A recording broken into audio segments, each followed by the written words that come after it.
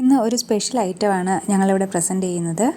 പപ്പും പൂടയും ഒക്കെ കളഞ്ഞ് വയറിനകം നല്ല ക്ലീൻ ചെയ്തെടുത്ത് 2 കോഴിയാണ് ഇവിടെ എടുത്തിരിക്കുന്നത്. ഇത് വൃത്തിയാക്കിയ ശേഷം അതിൻ്റെ പുറം ഭാഗം ഒന്ന് വരഞ്ഞു കൊടുക്കുക.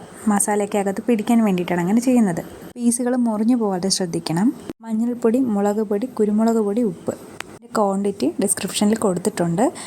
വെളിച്ചെണ്ണയായിട്ട് നന്നായിട്ട് മിക്സ് ചെയ്യുക. ശേഷം ഇതിലേക്ക് പുരട്ടി കൊടുക്കുക. എന്നിട്ട് ഒരു 2 മണിക്കൂർ വെയിറ്റ് ചെയ്യുക. ശേഷം എടുത്ത് എണ്ണയിലിങ്ങനെ മുക്കി പൊരിച്ചെടുക്കുക. ഇതിൻ്റെ ഫില്ലിങ്ങിന് വേണ്ടിയിട്ട് പൊട്ടറ്റോ എടുക്കുക. അതിലേക്ക് മഞ്ഞൾപ്പൊടി, ഉപ്പും ചേർത്ത് മിക്സ് ചെയ്ത് മാറ്റി വെക്കുക. ചിക്കൻ വറുത്തെടുത്ത് അതേ എണ്ണയിൽ തന്നെ നമുക്കിത് മുറിച്ചെടുക്കാം. ഇടയ്ക്കനെ മുട്ട ബോയിൽ ചെയ്ത് മാറ്റി വെക്കുക. ചെറുതായി ഒന്ന് വരഞ്ഞു കൊടുത്ത് ഇതേ എണ്ണയിലിട്ട് തന്നെ നമുക്ക് മുറിച്ച് മാറ്റി വെക്കാം. ഇതിനുള്ള ഗ്രേവി തയ്യാറാക്കണം. ഇതേ എണ്ണ തന്നെയാണ് യൂസ് ചെയ്തിരിക്കുന്നത്. കടുക്, വറ്റൽമുളക്, കറിവേപ്പില, വെളുത്തുള്ളി ചതച്ചത്, പച്ചമണം മാറിയ ശേഷം 4 മീഡിയം സൈസ് സവാള അരിഞ്ഞത് ഇട്ട് കൊടുത്ത് വഴറ്റിയെടുക്കുക. ഉപ്പ് ആവശ്യത്തിനിടാം. വഴണ്ട് വന്ന ശേഷം അതിനകത്തേക്ക് തക്കാളി ഇട്ട് കൊടുക്കാം.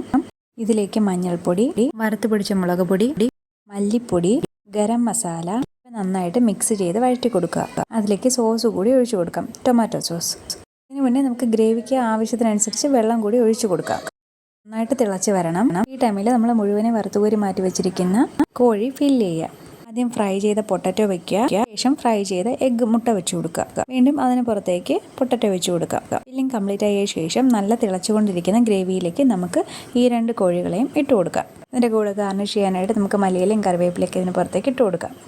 ഇതിന് മുകളിലേക്ക് കോരി ഒഴിച്ചുകൊണ്ടിരിക്കുക. നല്ലോണം തിളച്ച ശേഷം ഓഫ് ചെയ്ത് മാറ്റുക. എല്ലാവരും ട്രൈ ചെയ്ത് നോക്കുക. ഒരു വെറൈറ്റി ടേസ്റ്റ് തന്നെ ആയിരിക്കും. ഗാർണിഷ് ചെയ്യുന്ന കൂട്ടത്തിൽ നാരങ്ങ കൂടി പിഴിഞ്ഞു കൊടുക്കുക. അങ്ങനെ നമ്മുടെ കോഴി ഫില്ലിംഗ് കംപ്ലീറ്റ് ആയിരിക്കുകയാണ്. എല്ലാവരും ട്രൈ ചെയ്ത് നോക്കുക. നമ്മുടെ ചാനൽ സപ്പോർട്ട് ചെയ്യുക, സബ്സ്ക്രൈബ് ചെയ്യുക. താങ്ക്